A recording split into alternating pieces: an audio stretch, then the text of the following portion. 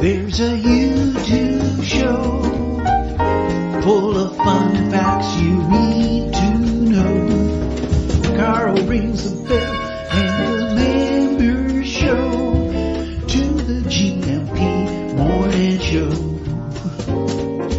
Featured guests will come and they will blow your mind. The audience will do so in kind. A little vanity mixed with some insanity on the morning show with GMP. Good morning, Portugal, and I'd like to welcome you to another fantastic day. Hey, Gumpers.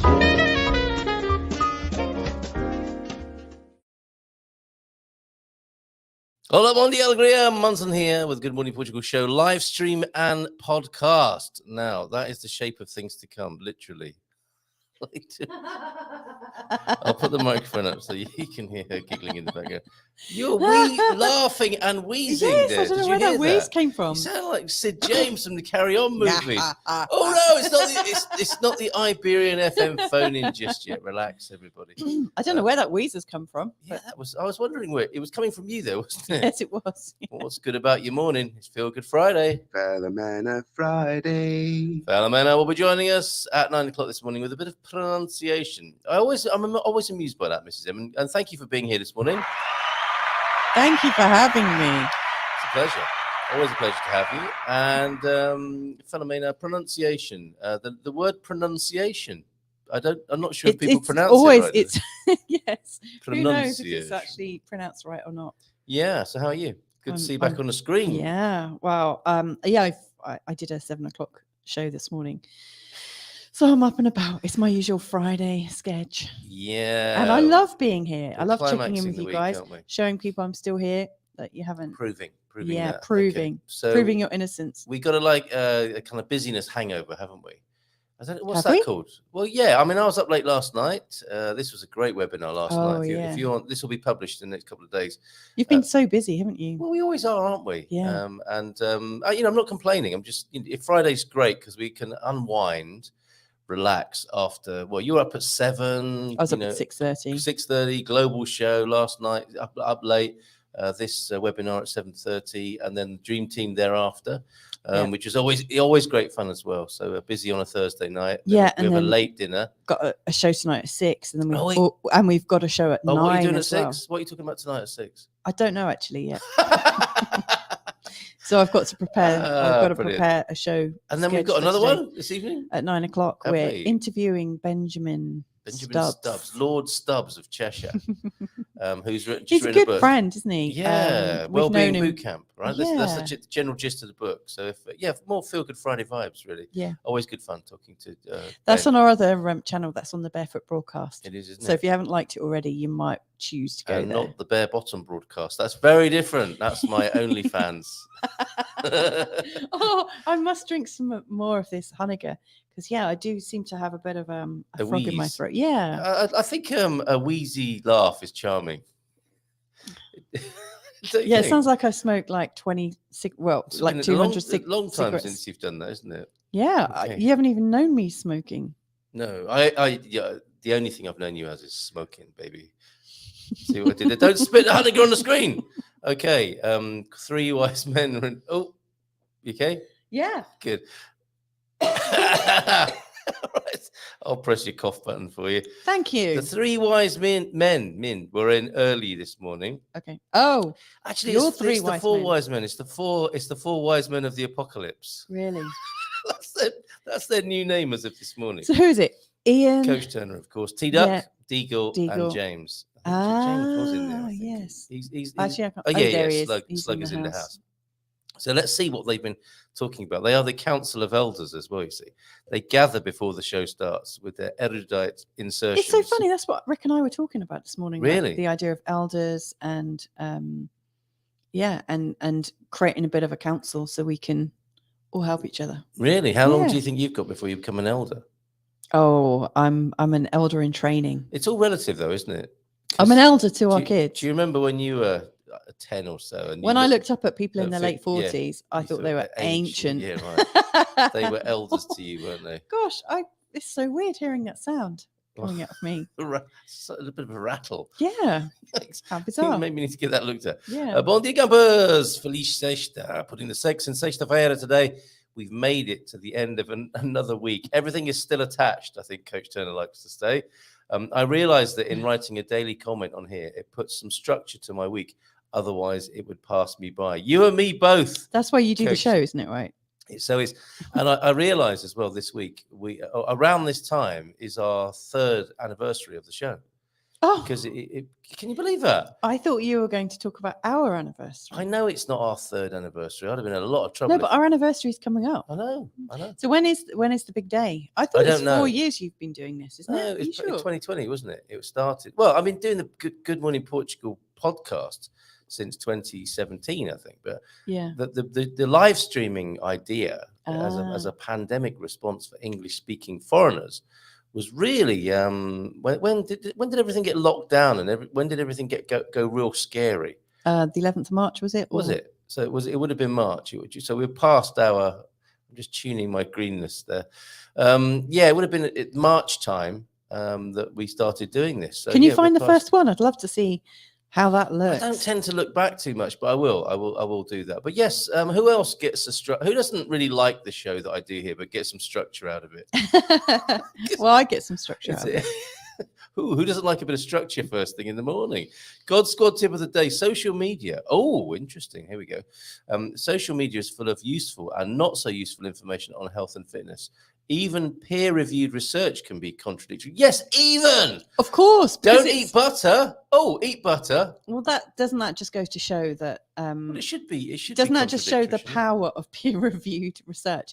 If it really was like scientifically proven, wouldn't it always stand? Well, no, because things are changing all the time, aren't they? Yeah. We might be going through seismic shifts of consciousness. Exactly. So and what used one to be size okay, fits all doesn't fit all, does it? Certainly not. That's my experience anyway. So hopefully I help a little to navigate through it. And you do, Coach. I think he does a it's great the job. conversation that matters, isn't it? I don't, the science is settled. It's not. That's a contradiction in terms, isn't it? So we should be having a conversation, shouldn't we? So yeah, I guess contradiction can be undermined by conversation. Yeah, or maybe it makes it worse. I sometimes anyway. But I think it's a skill, isn't it, to be able to have a good conversation and a discussion and to discern what is right for you. Yeah, and how to proceed. Well, he's opened a can of worms here early in the Friday morning, isn't he? Now, I would say as well, if I were to had to choose between a piece of paper and my own inner ring of truth, and who doesn't like an inner ring of truth first thing in the morning? I'm always going to go with my inner ring of truth, for better or for worse, rather than it says so on this bit of paper. Yeah. Which were the last words of a man scratching his way out of a coffin.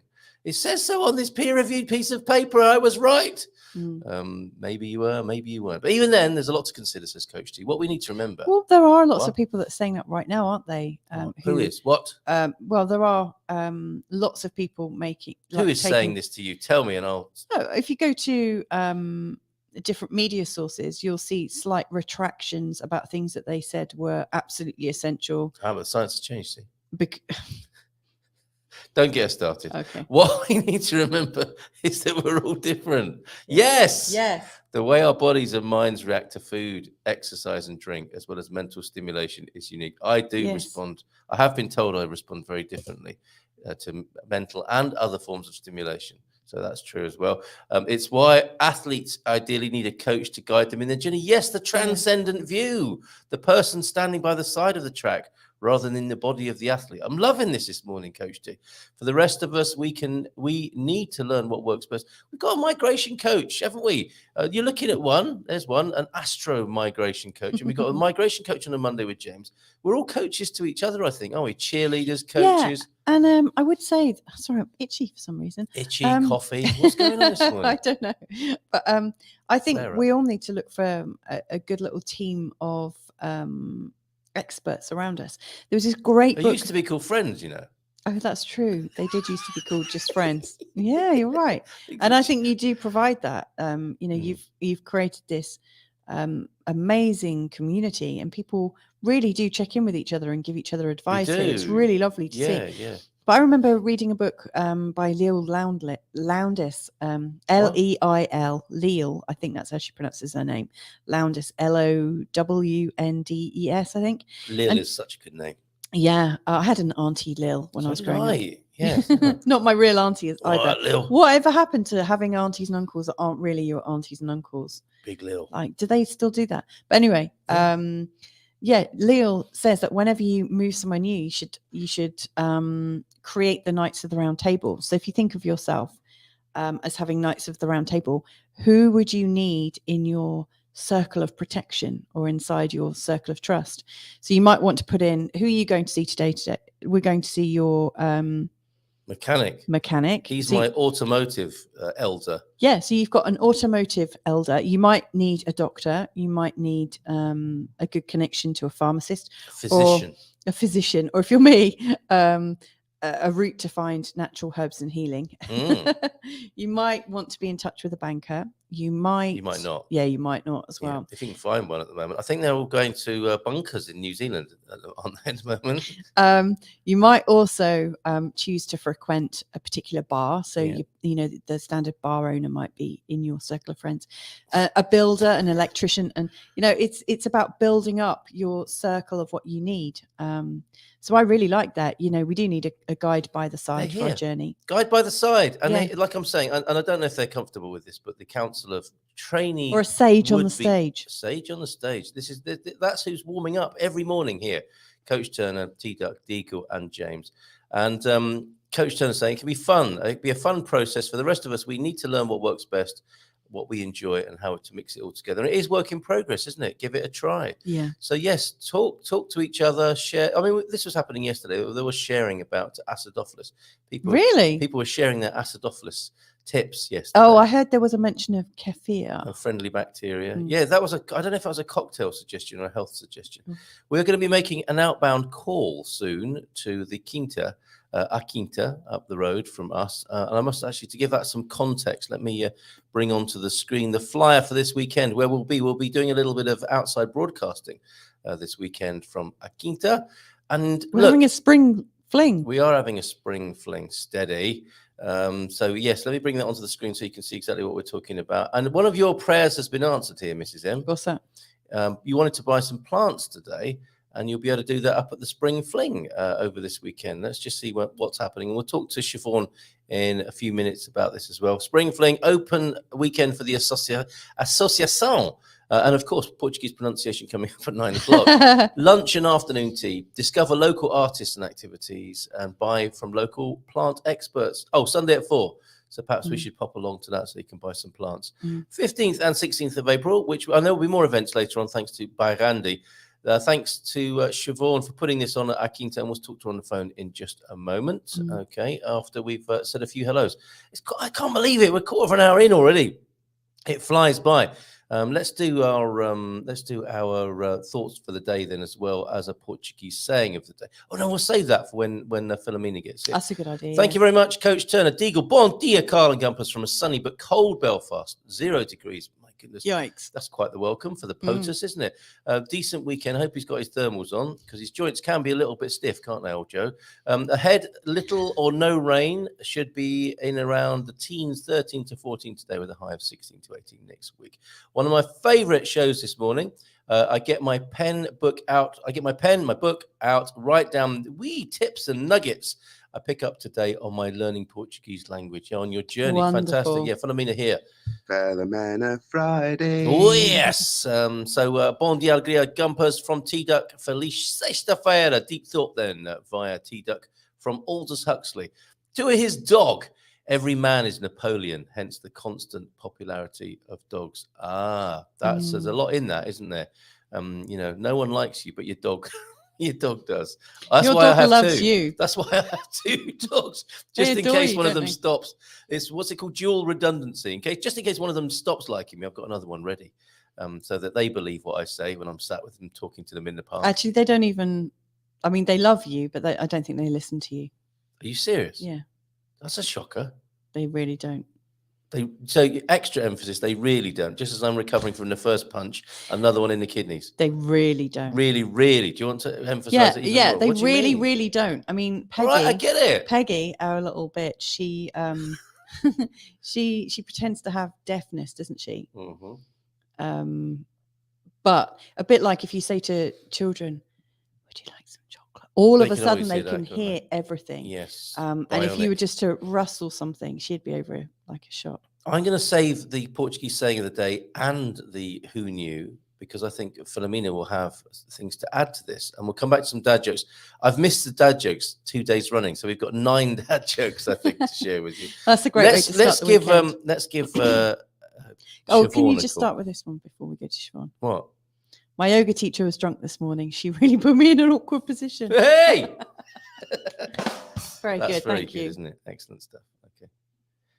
It should be ringing, but it's not. Why is that? I don't know. Okay, keep talking. Can you share a Should few I more? do more dad Share a few jokes? Okay. comments, if you will. I need to. Okay, here's a good one. I have a pencil with 2 erasers. It's pointless. Oh, very good. Very good. Very good. Very good indeed. Mm. Well, we did say we'd ring Siobhan. Okay, here's one that's a bit more random. The Yeah. teacher told me to tell the class something that I'm not very good at that begins with the letter N. I said spelling. Oh, that's very good. That's isn't very it? good. Yeah. I don't follow my dreams. I just ask where they're going and hook up with them later. Very good indeed. Okay. I'm struggling here, Mrs. M. I know. Let's do it this way. This will make it work. Get off the mouse. Oh, sorry. I'm still shocked by what you said about my dogs. Okay. Don't be. Really? Okay. And let's give Siobhan a call now. Oh, that's a sound I've not heard very often. Oh, okay. Hold on. Siobhan, I think. Good morning. We're through to Siobhan. Thank goodness for that. I was struggling a bit there with the technology. Don't worry, it'll be fine tomorrow when we do an outside broadcast from your place. Can we just check that the audience are hearing Siobhan as well? I think so. Siobhan, you're through to the Good Morning Portugal studio. We've just been talking about the lovely event you're having this weekend. Tell us more, please. Good morning, guys. Good morning. So this weekend we have an event called the Spring Fling. And basically, it's like an open house for the association, for the Quinta. So we'll have market stalls, local craft people, food, drinks, natural wine. What else? Natural wine. Some local partners. Yeah, we have a natural wine specialist coming. So who has an amazing little shop in Peniche, and some local partners that we work with that run outdoor activities, as well as what else? We'll have music, a DJ, and market stalls. Fantastic. So local artists that are making stuff. So just a great opportunity for people to find out what we get up to here at the Quinta, because often people don't know. So time to explain, meet friends. I think loads of people get a chance to meet a network here with us. True. So, and visit the little animals, of course, which I am at the moment. When you called me, I am shoveling horse poo because that's what I do best, I guess. Very nice. Sorry to disturb you in your Zen Yeah, moment. no. Yeah, exactly. A fecal So, contemplation. that's right. Oh, yes. And an exciting thing is on Sunday at around 4:00. It's Portuguese time 3:30, but let's say it'll probably be around 4:30. We actually have a local plant specialist. It's a gentleman and his son that sell at the local market. They produce their own fruit trees and bushes. And so if you have any questions, or people want to get trees, it's a great opportunity because the prices will be exactly the same as the prices that he sells them at the market. Yeah. So I think that's a really cool thing. Me too. So yeah, just a fun open house weekend, good food. I'm cooking. Oh, excellent. We had snacks. such a good time, Siobhan. When we came last time, we had a great time at Quinta. Now, people are wondering, I think, in the broader context, what it is you do where you are. I'm not sure we've said you're in Celia de Porto. And it's so noisy there with all the chickens crowing and dogs barking.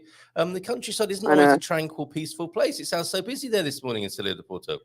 Yeah, and actually, to be honest with you, it's not even my farm. My farm, our animals are all very quiet this morning. Right. It's my neighbor's. It's my Okay. neighbor's farm. So something that you have to know if you move to Portugal is dogs barking, and roosters calling is part of the environment. It's So life, it's isn't my it? dog's, my neighbor's dog's not very happy. He's woken me up every day this week at 4 o'clock in the morning. Oh no. Whilst mine, yeah, but that's normal. Mine are very quiet, so yeah, they wake everybody up. But that is part of farm living. It's not always quiet, but it's kind of nice. It's better It's that lovely. than people complaining, isn't it? It is, and So we you love hear the coming up to rooster? see you. And our son does as well. Our Cool. eldest loves hanging out with you up there. And you are, of course, Cool. at Salir de Porto, which is what, the biggest sand dune, one of the biggest sand dunes in Europe, isn't it? It is. It is. It is tied with France with Yeah. the Duna de Pilas, and it's also It's not very well known yet, but also a very important place for dinosaur footprints. Oh yeah. So Salir de Porto is I think it's a really special little town. It's Agree. growing, of course, but yeah, you guys, whoever's never been, come out. If you've been, we have lots of friends and stuff that'll be coming, and always a great opportunity to meet people. And those that want to find out, we run summer camps, so we run beach cleans, so everything, all the questions everyone has for us that I sometimes don't have time to answer, just come out this weekend and hang out with us. And Oh, what a I think lovely you'll have invitation. fun, and Yeah. it'll Superb. be like an international, global thing, because it always is. There's always people from all over the world, from Portugal, from everywhere, Yeah. everywhere. I'm So loving the sound cool. effects in the background. Thank you for the invitation. Yeah, Is there any cost no to problem. come in to the event?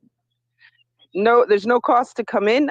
It is Check an it out. association day, so everybody, we will have to like just sign everybody up when they come in. Yeah. But otherwise, everyone's welcome. People do want to bring their dogs. We're not against it. We just prefer friendlier dogs because we have dogs and cats, and that they just keep them on the leash. And if you have your kids, same thing, Carl. Keep them on a leash. Okay, I will remember that. What do you mean, my kids? I'm just kidding. Your kids, the two of you. Yeah. No, they're angels. All If they're right. all like pure kids, it's fine. Yeah, no, everyone's welcome. And if their kids are really bad, we'll just send them to electric fence or something. But Yes, that's the way to Come do on. it. Well done. She's only joking, everybody. Yeah. Right. yeah, and don't take it seriously. you're the Radiant Pelican Association. Is that right? What a lovely name. So that is our official. So the Quinta is actually the name of our farm, which means farm in Portuguese. Yeah. So Quinta de Salir de Porto, and our official non-profit association is called Associação Pelicano Radiante, which we didn't choose the name. We had to choose out of a list. And basically, our objective is to bring people closer to nature, each other, and animals. As if on cue, the cockerel crows. That's Oh, is fantastic. it? I know. We couldn't pay. Even if we tried to do this, it wouldn't work. Yeah. And this year's a pretty exciting year for us because we've actually been nominated for a huge award from Abu Dhabi in the Middle East. Wow. For all our work that we're doing with beach cleaning, and especially what we do with the kids. So just getting the kids to be more in contact with the outdoors, with Yeah. nature, more conscious about what's going on in the world, environmentally. So there's some really exciting things. We also got commissioned we do a lot of art with recycled plastic. We work with other partners from all over the world. One of our partners just got a UN prize. And so, yeah, it's an exciting year, and I You think are doing a great job. You're doing such we're a good job. working hard at it, and we need lots of people to help us out in all kinds of ways, especially for our beach cleans and things like that. And we always love new ideas, new people. Yeah, We'll just be there together, tomorrow. I think we're stronger. So yeah, well, awesome. We are stronger together. Absolutely, what a great ethic. And we'll be there tomorrow with some kit, doing a bit of an outside broadcast. Good morning, Portugal, live from Aquinta tomorrow with the Radiant Pelican, the Pelicano Radiante Association. Fantastic. One last question: Awesome. Do you have an old camper van with a red cab? Do I have a what? An old camper van with a red cab is a question from one of our audience. Do we have an old camper van with a red cap? Yes, we do. And that is who is asking? Gary's asking it. Yeah. Okay. Yeah, the Gary, mystery we has been still have solved. yeah, we do have a red caravan with a red cap that doesn't go very far. It stays here, but it is. We actually took the big risk a couple of years ago to decide to live on the land.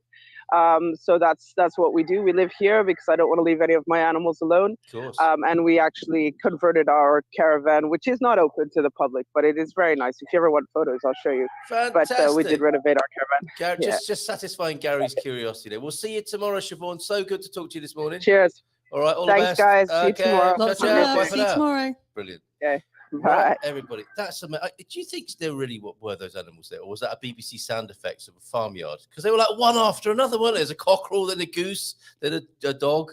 Do you know what? That is how it sounds like It's there. amazing up there, isn't it? From where we've If you gone. want to get your hands on a fruity bush, I think she said 4 p.m. Sunday afternoon. Yes. Okay, right.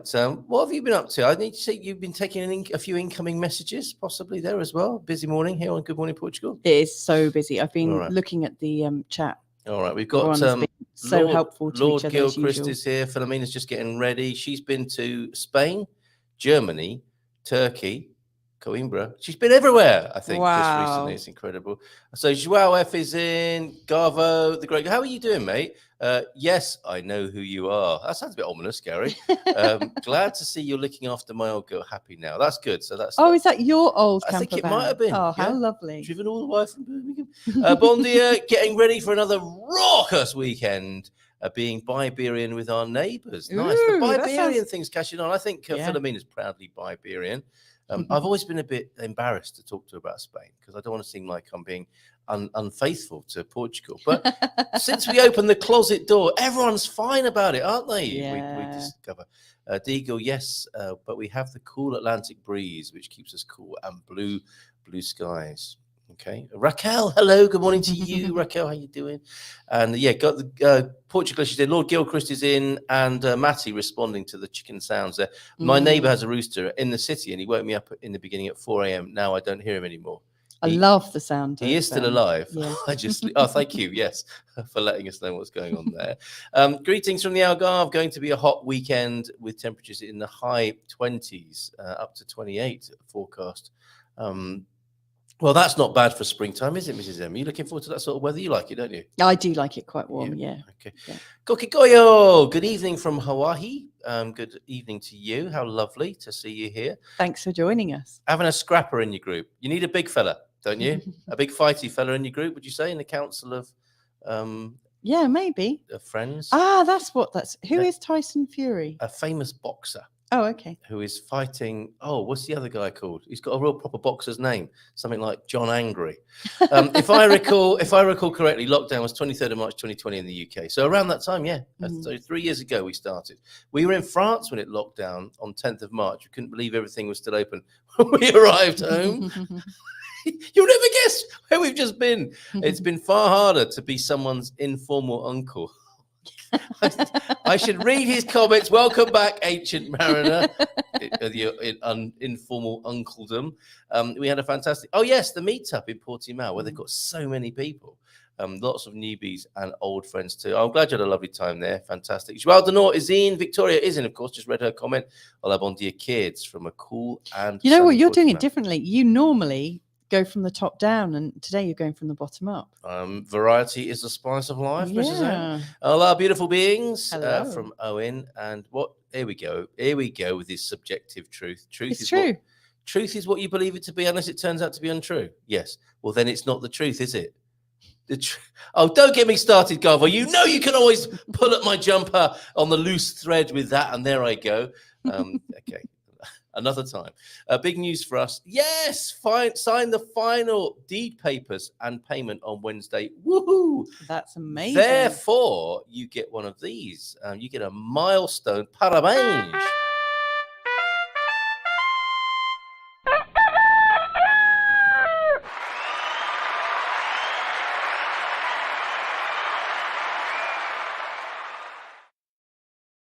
Portugal. Look, Where? just Where? above where you are. Oh, Sweden, Portugal had a meeting with Segurança Social, the Social Security Office.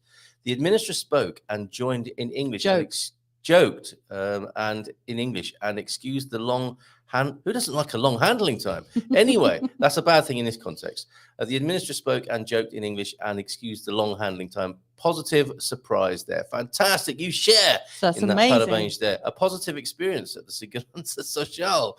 We're laughing and joking there in VRSA. That's fantastic. What's this? Age does not make one an elder. Erudite insertion there from James. I do struggle with this, going backwards on the comments. I do, and I'm afraid that I may have missed people. If I have, please reassert yourself. Smash that like button. So we will. Oh, T-Duck not be able to join us today. We'll probably catch up on the podcast. But still, lots of great content which we will cover with Filomena. Filomena Friday. Let's give her. What? I'll stop and say hello. You've got but then to I've say got to go hello and make before you- pancakes. I know you do. Kids. I know you do. Right, here, big round of applause. Filomena. Olá! Hi, hola. Hello, Filomena. How are you dia. doing? Como estás? We're all in golden hues today. Bom dia Carlitos, bom dia Luísa, bom dia a todos. Bom dia, tudo And- bem? And good night to my Turkish friends. Yes. And well, to Kiko Coco. in If Hawaii. I got that name right. Yeah, and you've been traveling so much, Filomena. It's so good to see Please you. excuse me. I'm being Okay, yelled Mrs. at. M's got to go. She's got Ciao, Louisa. Ciao. Ciao, Ciao, ciao. Virginia. Superb. What great. We are talking Portuguese, literally Portuguese language and culture with Filomena. And it takes us back as well. This was a few years back now, wasn't it, Filomena, when we were practicing these shapes on the Yes. screen. There's us in a former iteration there. Yes. And we're going to do a bit more of that today, right? We had a popular request, didn't we, about pronunciation? Yes, today we can cover a few things about pronunciation. There are there are lots of things to see, but we can cover a few. Yes. Okay, very good. And of course, talk to you about your travels. I didn't realize you'd been to Germany as well. Here's a German greeting for you. Guten Morgen. Der Tag ist schön. Guten Morgen, wie geht's? Bin auf angefangen, ne? Zumindest ihr in Lissabon. Zumindest. Zumindest. Sorry, Hier in Lissabon. Lissabon. Wie sieht es bei euch aus? Bei euch auch. Euch aus. Oh my Bei God. What a euch mess. auch. What a mess. Wie sieht es bei euch aus? So you speak Yes. German as well. You. Oh my Ja, goodness. ich spreche Deutsch, ja. Ich Yes. spreche Deutsch. Look at that. So you and João can have a German conversation as well as a Portuguese. Ja, wir können auf Deutsch sprechen. So. Yeah, jawohl. Well, Filomena from Deagle, who's always pleased to see you, he's got his pen and paper ready to make notes this morning. So before we get into the Portuguese and all your questions about Portuguese language especially, but also Filomena is great for the Portuguese culture, of course. If there's anything you're struggling with, getting your head round here as a foreigner, as an expat, as an immigrant into Portugal, she can help with that too. She does with people every single day from her lovely office and online in Miranda de Corvo. How's the town at the moment? Oh, everything is fine. Yes, everything is fine. And we have some activities coming up. I've just sent you the poster for the walking next week. So cool. we can also speak about that if people want to Brilliant. come and walk with us. And have lunch, of course, because there is no activity in Portugal without a lunch. It Right? goes without saying, doesn't it? It just goes without saying that there will be some food involved. Of course. And for those who don't know that, they turn up having eaten, thinking, "Oh, I don't know if I'm going to make it to my next meal." But don't worry, if you go to an event in Portugal, there will always be food somewhere nearby, won't there? And there will probably it will coincide with breakfast, lunch, or dinner. I think that's the case, isn't Yeah, it? there was a participant last year, a foreign participant, not British, but that I told him about the walking, and he was very enthusiastic about the walking. And I told him that in the middle of the morning, in the middle of the walking, we are going to stop as well to eat something. And so he thought that he had to take something to eat, and he filled his backpack with food. And then when he got to the point where food was provided, and then he said, "You didn't tell me that food was provided. I thought I should come with the food. I should take food." And I said, "No way! In Portugal, you are always given some food. You don't take food with you." It's But to share. yeah, The idea no, is to share with everybody else, and totally get we that. are eating together with everybody else. It's not, just yourself. No, we get it now. Those of us who've been here for a little while.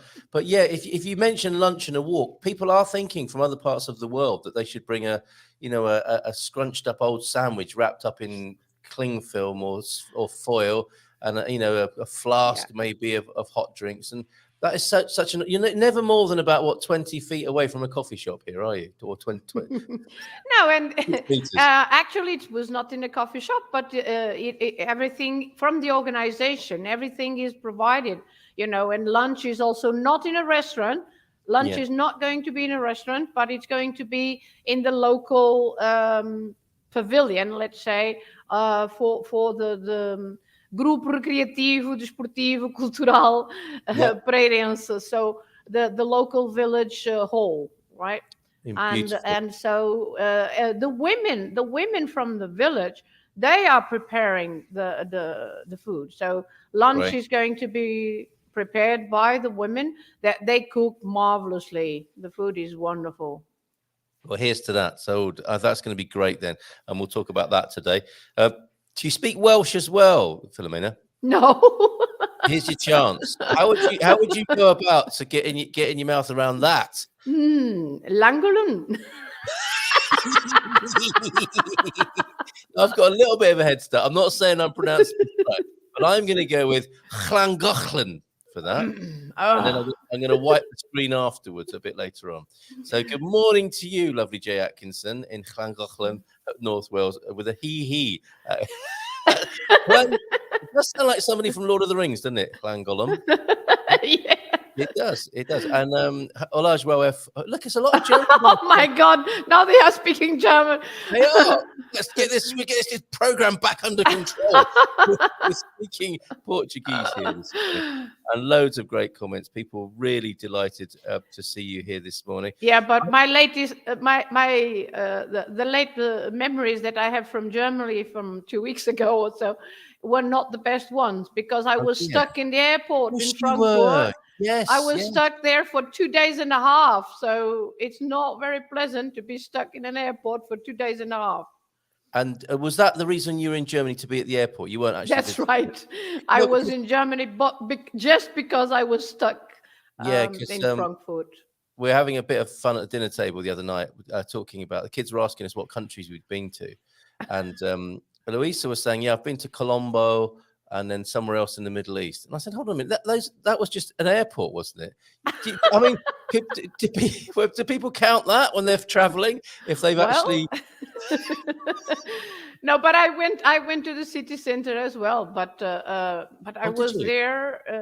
I took a taxi because there was no public transport at all. There was a strike, a major strike, and there was nothing in Frankfurt. It seemed like again, even Andy is writing in German. Oh, now. Come on now, everybody. People will do anything to avoid speaking Portuguese, it would seem. Yeah, I think so. They are they are trying not to speak in Portuguese. Come on, stop it now. No, but I had to take a taxi to the city center to have lunch. But there was absolutely nothing. It seemed like a ghost city. And I had been in Frankfurt other times, and comparing, with when the strike was, oh God, it was very, very strange to be in Frankfurt with that environment of, well, it was like the pandemic, I guess, because everybody was at home and schools were closed, the lessons were online, people were working online. So it was basically like the pandemic, but it was because people didn't have means of transport. There were no buses, no trains, no underground, nothing, absolutely nothing. It was a total German public transport strike, was it? Yes, yeah. And that's why I didn't have a flight to Portugal. And then next day, everything was full. All the flights were already full. And then, I just came 48 hours after my supposed flight. Incredible, incredible. Well, we were very concerned about you. Oh, now it's gone Thank to you. ridiculous levels now. Come on, speak Portuguese this morning. I don't recognize that. I don't recognize. It's been a long time since I've done any Greek. Okay, here we go. Look, this is Jay, who is now a self-confessed hobbit in Wales. Is actually speaking some Portuguese, yeah. yeah, okay. I just need to delete someone. I need to block a user. Now I have to make sure I don't block the wrong person here. But yeah, let's get rid of that person who turns up from time to time with their trolling activities. I love it when I get the chance to do that for people who deserve it. I love blocking people from time to time. I very rarely do it, but when it's justified like that, goodbye. They have gone. Yeah, so sometimes you have to do it. Yeah. Yeah, I've got no problem with that whatsoever. So, obrigado.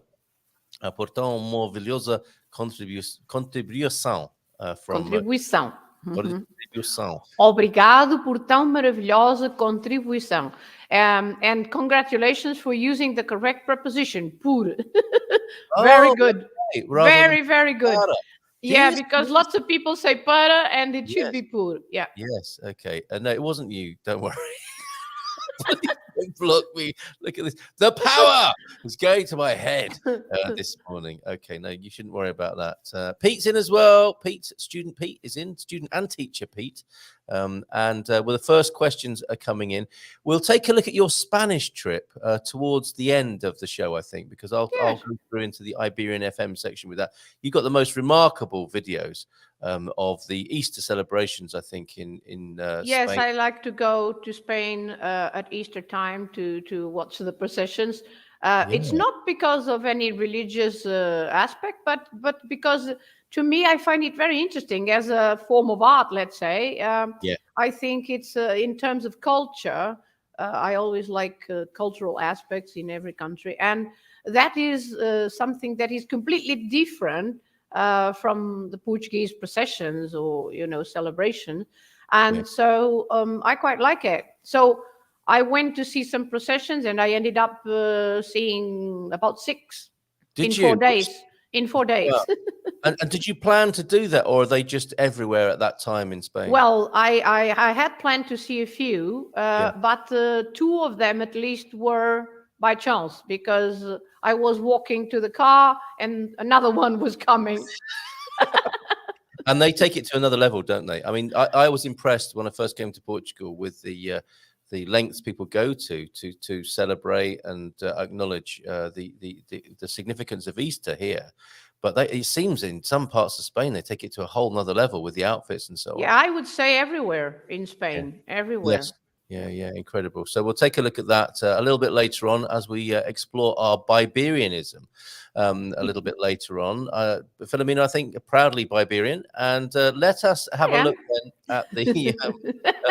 And actually, I have a friend from Salamanca for many, many years.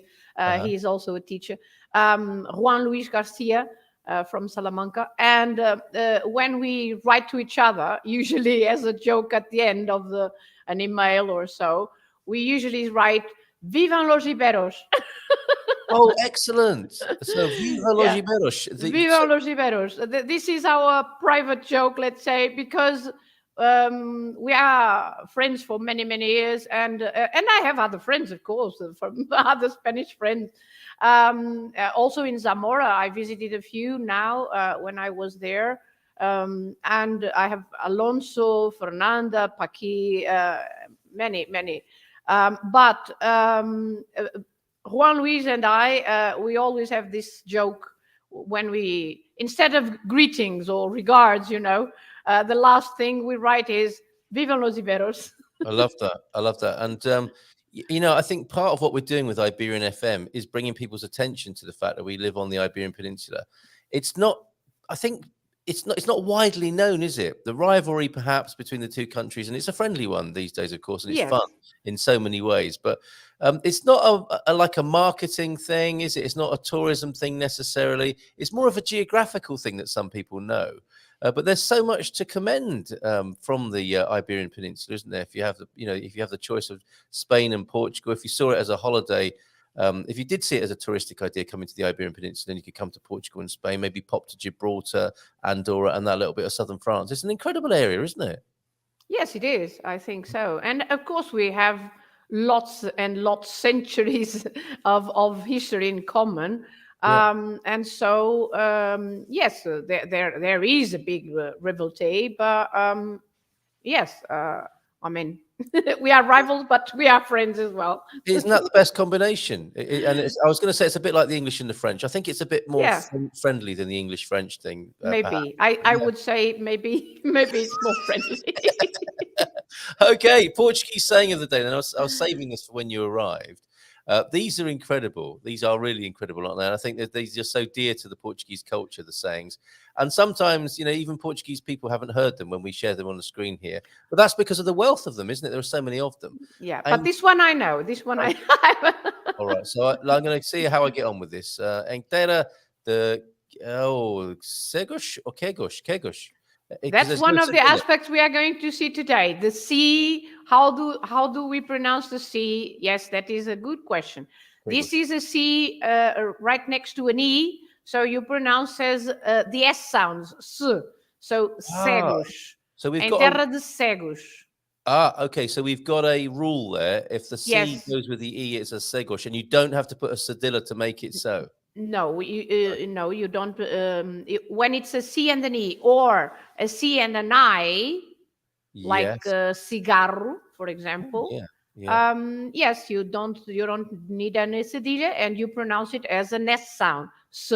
Very good, excellent. So we're off the mark with a rule there. C and E and C and I. We'll give it the segos sound. Or cigarro. Inteira de segos. Quem tem olho é rei. In the land of the blind, the one-eyed man is king. So true, so true. And so many experts are such in our time, aren't they? Just need to be a few pages down in the handbook, or a few pages on in the handbook, and you are that king of the subject there. That's great. So, Inteira de segos, quem tem olho é rei. The rei king, of course. So that's a really nice one today. Thank you for that, T-Duck. Let's go into the quem sabia. Have I said that right? No, I'm sorry. Do you remember, Carlitos, that the words ending in IA, the stress must be at the end, like leiria, remember? Leiria. And quem sabia. Oh. Everything that finishes in IA, like you say, padaria, pastelaria. Of course, I know that now. I know it now. Now you say it like that. Every ear is at the end. The stress is at the end. Quem sabia? With a bom dia. Of course it is. Yes. Although dia, it has just one syllable. But yes, the ear is the stress. Okay. I want to give myself this. Stop it, you idiot. And I think people have been shouting that. I've only been saying quem sabia for about 3 weeks now. So it's going to be a hard habit to get out of. Okay. Yeah, I know. When you don't learn the right way, it's hard to get the correct way. It is, yeah. Getting someone's name wrong. Please, can you change your name and make it easier for me? Quem sabia? Portuguese literature, one of the earliest in the West, is found in text and song. Until 1350, the Portuguese Galician troubadours spread their influence across the Iberian Peninsula. Excuse me a moment. Mm-hmm. Yes, troubadours, yeah. Okay. I didn't know this. And isn't that a lovely idea that these people would have been working their way around the peninsula, sharing songs and stories, of course, because the stories would have been very important, wouldn't they? That would have been a way of transmitting and remembering. Even in terms of language, Portuguese and Galician at the moment, they are very close. The two languages, the Spanish spoken in Galicia and the Portuguese they have many things in common. A lot more than the Castellano, right? Than the standard Spanish. And there are people working to preserve that as well, aren't there? There's a great affinity, I think, because of the language between the two peoples as well. Adventurer and poet Luís de Camões wrote the epic poem Os Lusíadas. That's what I was going to say. Os Lusíadas, the Lusiads, with Virgil's Aeneid as his, or the Aeneid, as his main influence. Now, can you tell us a story, please, Filomena, of when he fell into the water? Because I love that story. Yes, he fell into the water when he was traveling, so on the boat. But he grabbed the manuscript of this poem, Os Lusíadas, and he swam with one arm, and he grabbed the book on the other arm, and he saved the book. And he only had one eye as well. And yes, and he had just one eye because he had been in some fighting. And so he had fought a lot because he was always fighting for any, for some reason or other. Really? He was always fighting. Look, it's as though T-Duck has linked these two this morning, the Portuguese saying and the King said, yeah, this morning. He was a king in some places. Camões was... did he actually have a bit of a quick temper then? He was a bit of a rascal. Yes, he was. Okay, very interesting. The depictions, the pictures of him are fantastic as well. Modern Portuguese poetry is rooted in neoclassic and contemporary styles, as exemplified by Bocage, Antero, de Quintal, and Fernando Pessoa as well. Some great names this morning. Then these are all worth looking up, aren't they? Pessoa and Camões come immediately to mind, but Bocage and Antero de Quintal as well. Yeah, Bocage, Antero de Quintal, Fernando Pessoa. Yes, great names from Portuguese literature. There you go. Fantastic. I quit my job. Oh, we'll just squeeze this in quickly. I quit my job. This would make pronouncing Portuguese a lot of fun, wouldn't it? Some helium. I quit my job at the helium factory. I refuse to be spoken to in that tone. Oh, wrong one. Okay. Oh, and you'll like this while we're on language. Sadly, I don't speak French. Such is life. See what he did there? I like that. That's really clever. Fantastic. Okay, let's move on and see what's going on here and what the questions are for you this morning. Reality quote of the day. Always keep dreaming. Just know that often dreams don't come true. Oh, that's a bit of a reality check and nothing to do with the language. But anyway, but says João de Norte, once in a while they do. Yeah, nice though that he has given himself a Portuguese name, don't you think? That is John. João de Norte, yes. Yeah. João de Norte. So if anyone else wants to change their name this morning on the screen, maybe you don't need to go over to YouTube and do it, but if you want to give yourself a Portuguese name, Filomena will correct it after all. So a name and some sort of nickname part of it, like John of the North or One Eye Jones or something like that. A Swede, yeah, try that in Portuguese. Bom dia from Anna as well. Thank you, Anna, for being here this morning. Olá, Anna. Pombal with a little bit of Portuguese. Excellent. We have a bom dia alegria a todos from a Pombal, the Pombal Solera. Boa sexta-feira. Uh-oh. Well, first, the word is soalheira with a S-O-A, soalheira. Yes. But actually, this is, I know that you are translating from sunny Pombal. But soalheira is not a very common, I would say, not as common to use in Portuguese as sunny is. We usually, when we want to say it's sunny, we just say está sol, right? Yes. So we don't say o dia está soalheiro. We don't usually say o dia está soalheiro hoje. Yes. We just say hoje está sol ou amanhã vai estar muito sol. Okay. So we could say bom dia alegria a todos de Pombal com muito sol or com sol. Yes. Instead of soalheira, but it should be soalheira and not soalheira. Very good. But usually it's not a word that is used in everyday conversation. So yes. We have the word, but usually we just say console. Okay, fantastic. There you go, Matty. And I love it because we have and I did this the other night. I was writing to my local camera. I overlooked one of my water bills and I'd paid all the ones subsequently, but there was one missing, a payment missing. And I got quite concerned about it. So I just did a quick translation in my head of what I thought it should be because I wanted to do it in a hurry and deal with it. And I got through. The message got through, and they gave me the another bill successfully played at the multi-banco machine for Alcobaça Camera. But it was great because I think it's better, isn't it, to have a go like Matty's doing here rather than not Yes, do it. of course, of course. I'm not telling him off. No, I know no. that. I know But that. it's always better to have a go, Yes. even if it's not correct. People will understand what you mean. Yes. The thing is that usually you think in English first and you translate into Portuguese, Yes. and lots of structures are not exactly the same, right? Yes. So, but people get the idea, yes, and that's the main thing. And I might even share with you how I spoke to, as it turns out, I spoke to somebody called Guida at the the camera in Alcobaça. I might come back to that later, and you can fact check that for me.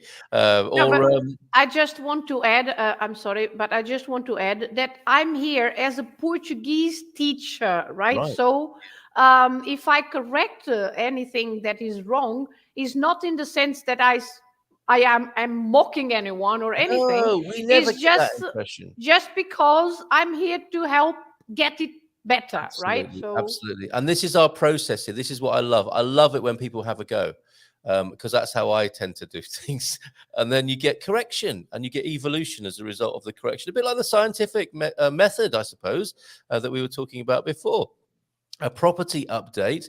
It looks like the final deed. This is from Matty as well. While he's writing all of that down from before, will be signed on the 15th of May. That raises the question about land clearing. Oh, whose responsibility is that to do? Very good. Well, it's his. It will be his responsibility after the deed. After the 15th, yes. But before then, it's still who owns it, Matty. Although you might want to step in. We had Louise wheezing earlier on, so that would be the wheeze in Louisa earlier on. Oh, I don't know if you can help with this, Filomena. When is the deadline for land clearing, and what needs to be cleared? Is it 50 meters around the house? What if the house is a ruin? Does it still need clearing? Can you help at all with that? Well, I'm not the best person to answer all that, but the deadline, I'm not sure, but it must be now in spring before the fire season, right? Before getting too hot. And yes, you need to clear 50 meters around the house, or if it's the end of the village, it must be 100 meters. So it has to be further away if it's let's say the border of the village. And if the house is a ruin, well, of course, you need to clean anything, even if it's, even if you have a pine tree land in the middle of the mountain, you should clear it as well, because if the fire comes, if there is a lot of grass and things like that to burn, it's easier for the fire to spread, right? So you should clean it, although maybe near a ruin, I don't know, but as I said, I'm not an expert on that, but maybe if it's a ruin, maybe it's not compulsory, but I would say it's better to clean because of the fires later on, to avoid spreading. Yeah, because there's the law, but there's also social responsibility. And, yes, and common sense. Common sense. Yeah. You'd hate to be the guy who had an overgrown property that was contributing to some sort of problem, I'm sure, Matty. So get your strimmer out, buddy, maybe, and discover the 5 wells you didn't know you had as well underneath all the undergrowth. Yes, sometimes you do. Maybe a small hill tribe or something like that living there on your land. Gary's in. Morning, peeps. He's got a bit of the constipado there, I think. Oh, as melhores, Gary. As melhores. So there's another nice bit of vocabulary. If someone's not feeling the May West the best, you can say as melhores to them, get well soon. Are there any other ways of saying that? I guess you could say abrazos, beijinhos, but only virtually. You don't want to be hugging someone like that. No, but you should say, as melhores if you wish them to get better soon. Yes. Yeah, as melhores. So there you go. Owen's in, who of course, no, not that one. Filomena Friday. rest of the man. Olá, Owen. Beijinhos. Yeah, Victoria, João de Nor, Ancient Mariner as well is in. We're going to get to those questions eventually.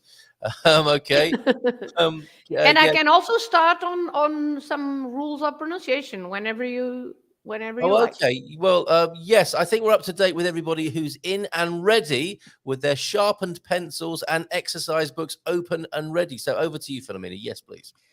Okay, well, we can start with a letter that sometimes it's very hard, which is the R, right? Yes. Because you say, oh, it's so hard to roll the R's. Well, it doesn't matter the way you roll your R's, as long as you do it, it doesn't matter. But the rule is basically, we have two sounds for the R. We have the strong R. Here in Central Portugal, we pronounce it with our tongue as r, the tongue with vibration. R. Yes. In Lisbon, for example, they pronounce it with their throat. It's more r, with their throat. So it doesn't matter how you roll your R's. You just roll it as you can. So the rule is you pronounce r when you have an R at the beginning, like for example. Rato. Whoops. What was that? Poltergeist activity. That was a painting that fell off. No way. Maybe it's a rato. Maybe it's a rato that is going on. Or you the vibrations of rolling your R's in a Lisbon way made it fall off the wall. It was a lot of vibration to the picture and just fell. So rato, for example. So the R's at the beginning, like rua, for example, right? Yep. Rato, rua, rio. So you have the R's at the beginning. Yeah.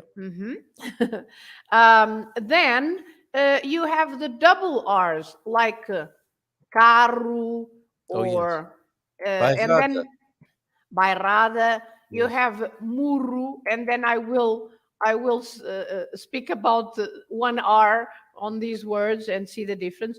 You have, for example, correto, right? So you have these words with double R, like arroz. Arroz, yes. See? Arroz, yeah. So when you have an R at the beginning, or when you have a double R, then you should pronounce with this vibration, r. Okay. And Algarve K are in the back. So when you have just one R in the middle of the word, or at the end of a syllable, at the end of the word or in the middle of the word, like for example, caro or muro, because although I think you are not showing the words, but the words I'm writing. I'm just making the list now of them. Yeah, okay. And they will be on the screen in. Yeah. So, there you go. For example, it's different if you say carro and if you say caro. Okay. So it's the r, right? That is different from the r. So if you say caro, it means expensive. If you say carro, it means a car. Oh, wow. Murro, as it is on the screen now, is a punch. Yes. And if you say muro, is a small wall in your garden, right? Muro. Wow. Yes. So that's a difference in meaning as well, if you roll or if you don't roll the R, right? So if you had batatas murro, that's right. They are punched, right? Yes. They are punched. But if you have batatas murro, that would be potatoes served on the wall. Whoops. Okay. Yeah. So you have like porta, for example, the word porta. You don't stress the R, right? You don't roll the R. It's just porta. We say this light sound. And then if the R is at the end in any verb, like for example, falar or fazer, sorry, beber. Yeah. I missed the R. Beber, comer, etc. Any verb with the R at the end, you can you should pronounce as r, r. Okay. So that's why sometimes people think that we pronounce an extra e, because people sometimes say, oh, but you pronounce like as if it wasn't an extra e at the end of the word. No, Yes. the last sound is r, r, r. So that's why it seems that there is another e, but it's not. It's comer, beber, fazer, falar. It's a bit yeah, that babies, that was a mistake from me. Okay. I've All right. beber. Okay, Beber. beber. Okay. So another Um, little, it's like a half syllable almost, isn't it? Bebera. beber, Beber. yeah, beber. Yeah. All right. Okay, so this is about the R's. That's it. The rule is the R at the beginning or double R, r. The Yes. other R's that are in the middle of the words or at the end, then it's r, r. Yes. Right? Right. Okay. Okay. Very good. What are Then we've got an emergency here. I Somebody got no chance. now, when someone thinks that, they need to take a deep breath, don't they? It's going to be fine. It's going to be fine. It does seem Yes. difficult, but take a deep Yes, breath. because usually, people say like corretto. The British, like, they pronounce a rose, a rose, I hear them. corretto, Yeah. and it doesn't matter. It doesn't It matter. does to me, People though. understand. I'm It doesn't. wincing behind my British friends, or not my No, British colleagues in the supermarket. Hola, bon dia. Alguma arroz for fudge. yes. Querias kilo de arroz. Oh, come on, guys, try a bit harder than that. Yeah. How Yeah. do you pronounce an eye roll when the shop doesn't accept card payments? He's in his early days of being in Portugal. It's going to be fine, Darren. Well, there are, if you are in a village, for example, there are lots of shops that don't have card payment. Carry cash. So yes, you have to. It has to be the old-fashioned way. Carry some cash with you, Yes. because not everybody has got MBWay and things like that to pay.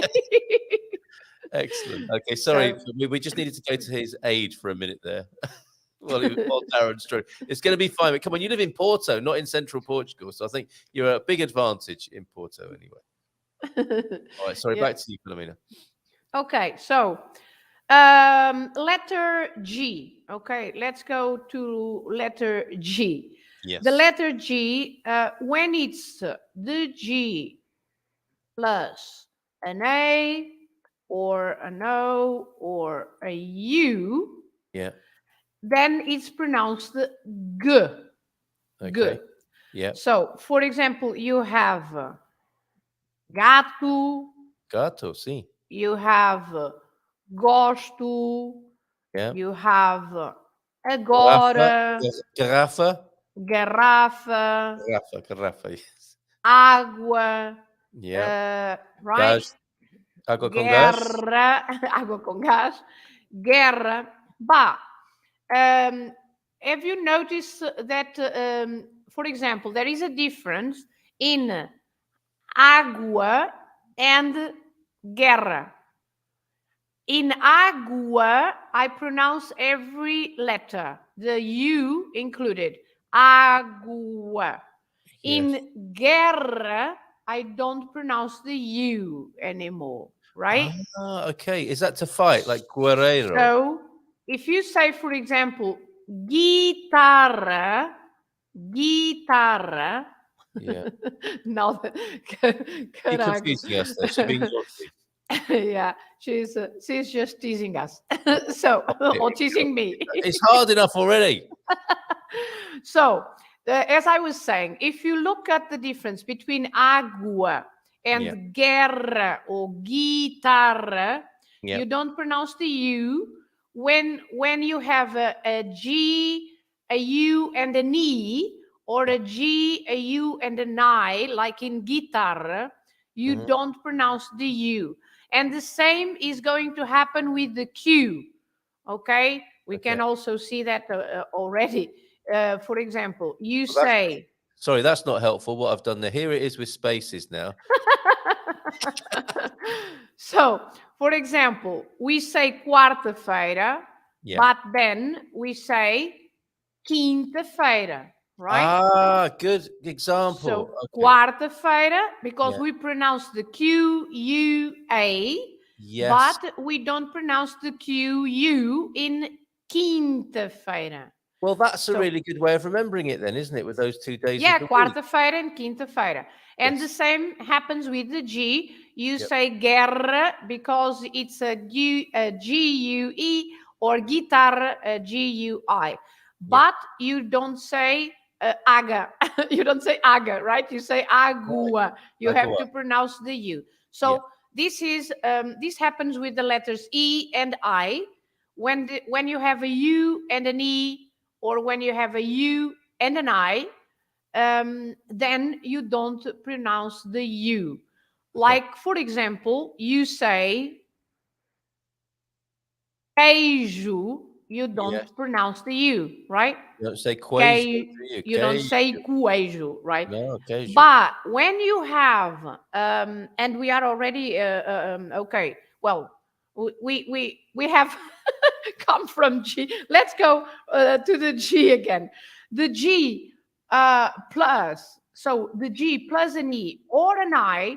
If it's just the G and an E or an I, it is not read as G anymore, but it is read as J, as you know from gelado, for example, Gelado. Ah, right? sim, gelado. Gelado, or girafa.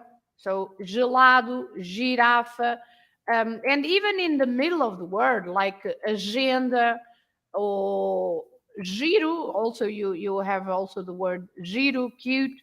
So these are words that are pronounced with the sound j, Yeah. because you have the G next to an E or to an I.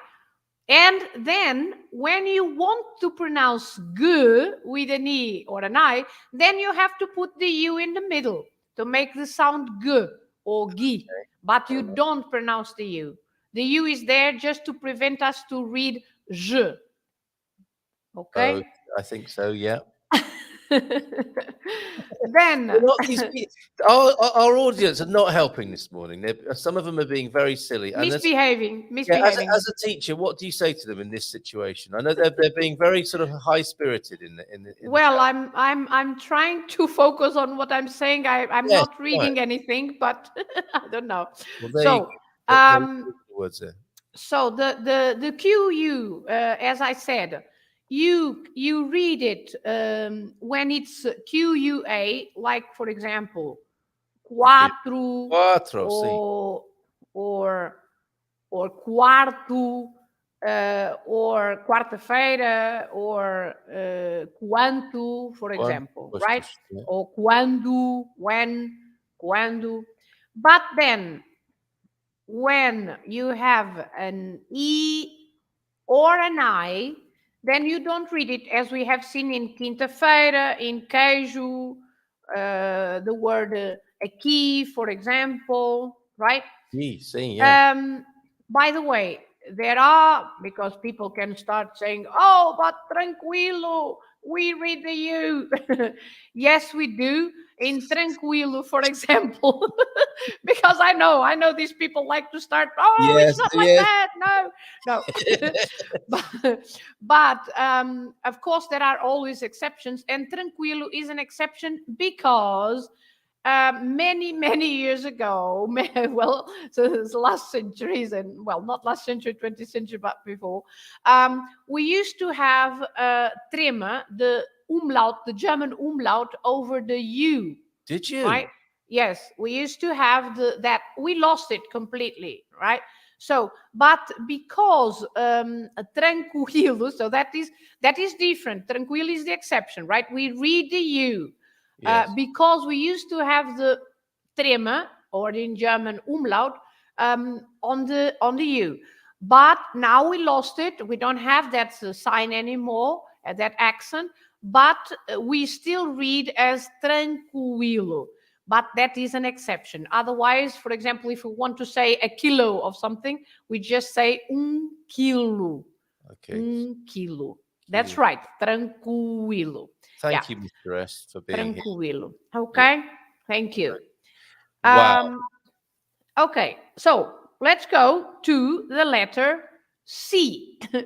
The letter C, it happens the same. Basically, it happens the same with two different sounds, either with A, O, U, or with E or I.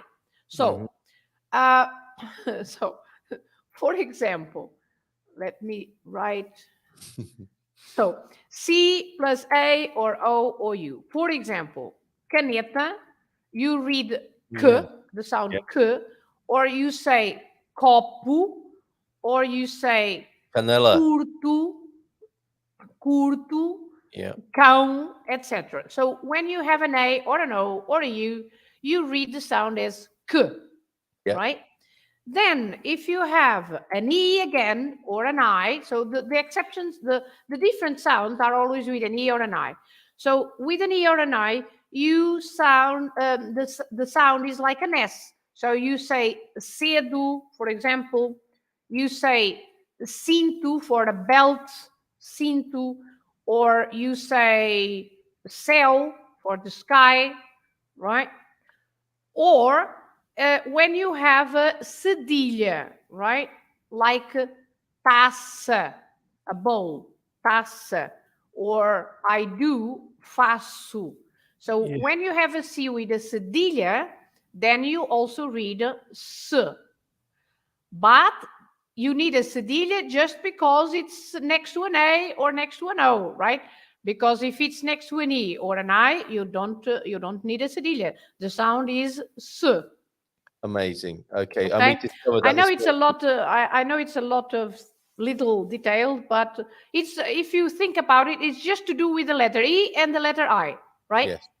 So I'm trying to help here. And Darren, what's this code you're typing on the screen? I think there's, look, some of them there are no spaces. Sometimes there are spaces. Okay, so just have a look. I'm doing my best to. So there's one without.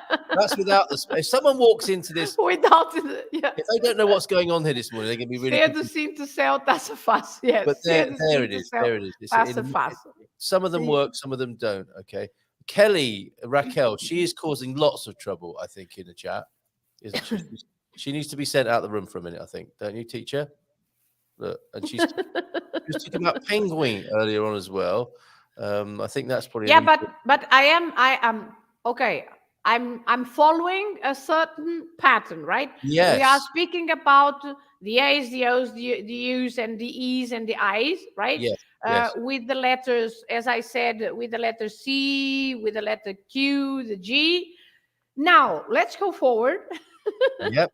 Let's try to have a proper lesson. Let's try. So let's go forward with the letter S, right? Okay, the letter S has got 3 different ways of being pronounced. So you can pronounce the S as S, as an S.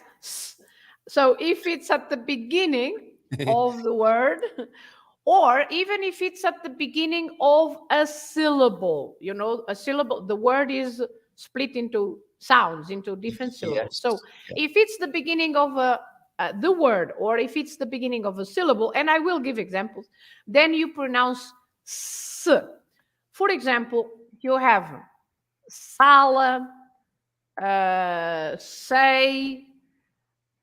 Then you also pronounce S if you have double S, like massa, double S. So you pronounce S, like, for example, assim, and at the beginning, like sul. But also, if you have the word like cansado, if you split the word, you have 3 syllables. You have cansado.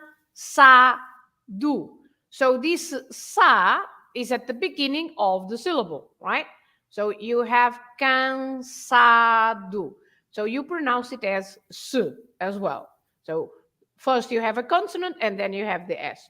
You know, lots of others like posso and everything. So this is the sound S.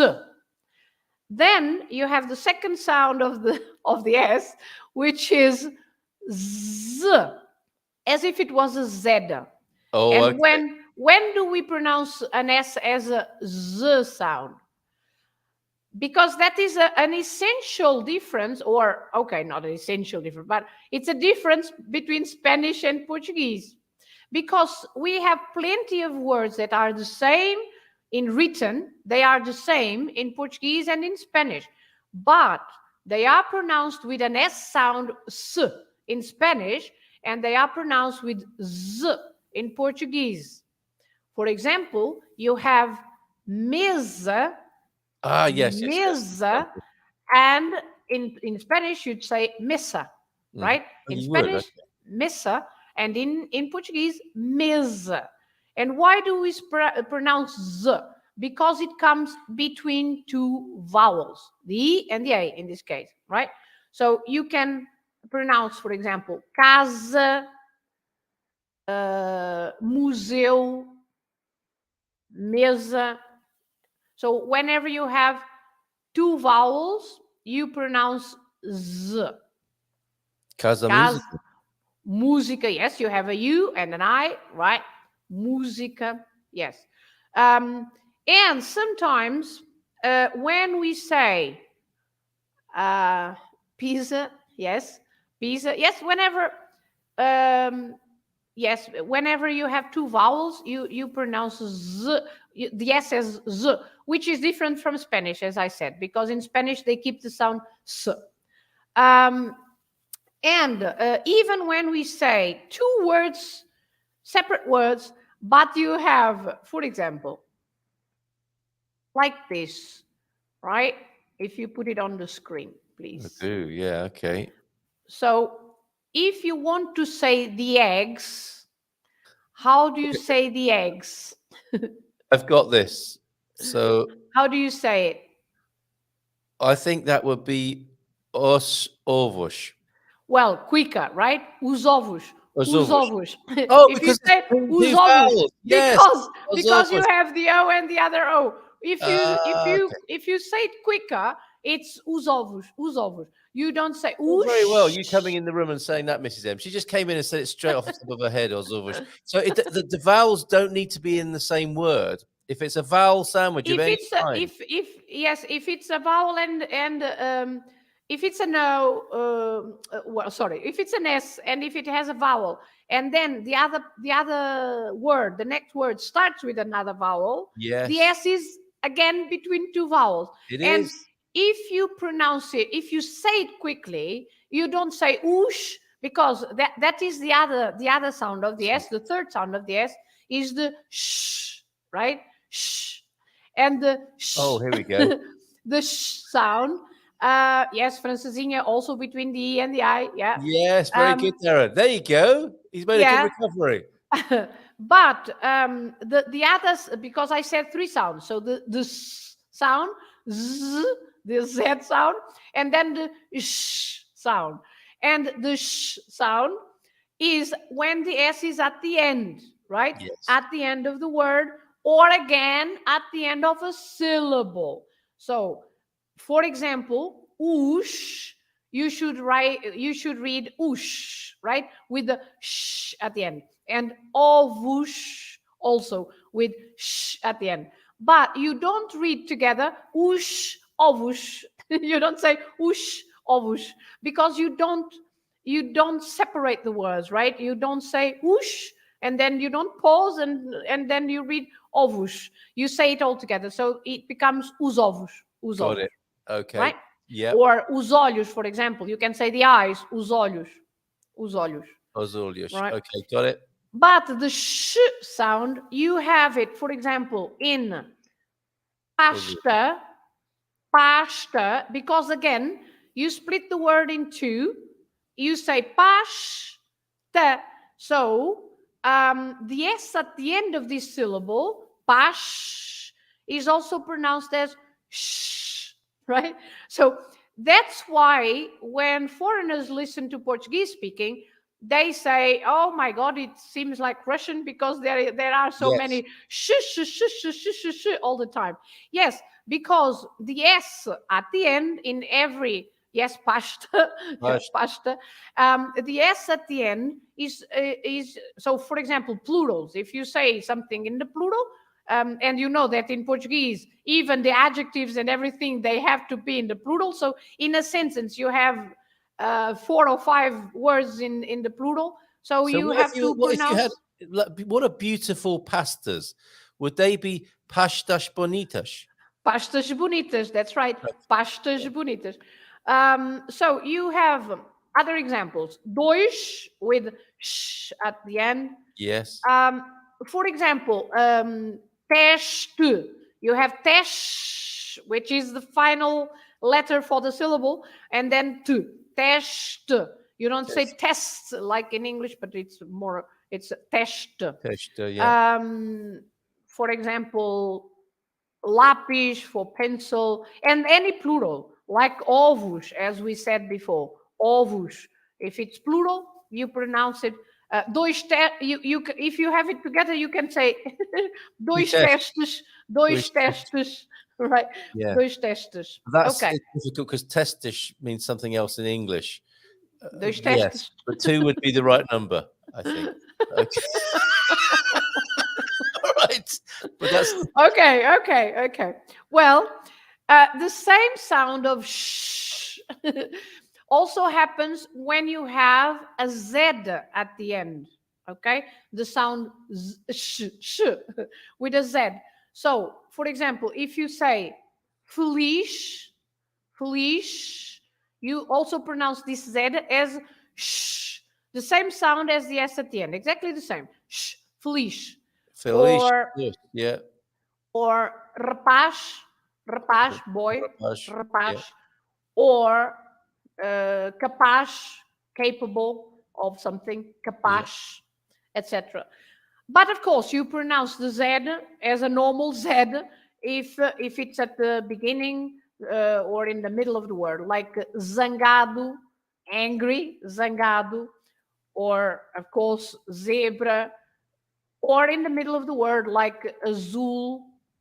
Yes. So you pronounce the Z as Z, except if the Z is at the end and then is sh, capaz. Yes, capaz. Okay. Wow. Then we haven't finished. Have we not? No. Then Such a let's good go. teacher. You're Let's taking go us to a bit more of a stretch here. A bit more of a stretch. Yeah, let's do it properly. So the M. So the M, of course, we have already spoken about the M sometimes when I say don't pronounce the M at the end, right? Yes. Because there is a nasal sound when the M has a vowel before it at the end, right? At the end of the word. Same. Well, even in the middle. Again, you can have that in the middle of the word, like computador, for example. So again, it's at the end of the syllable, right? So you have the words bom, for example, or sim. bem, também. Also, you have 2 nasal because you have tang, bang. You have the two nasals. Tang, of bang. course, nobody says tang, bang, but it's for you.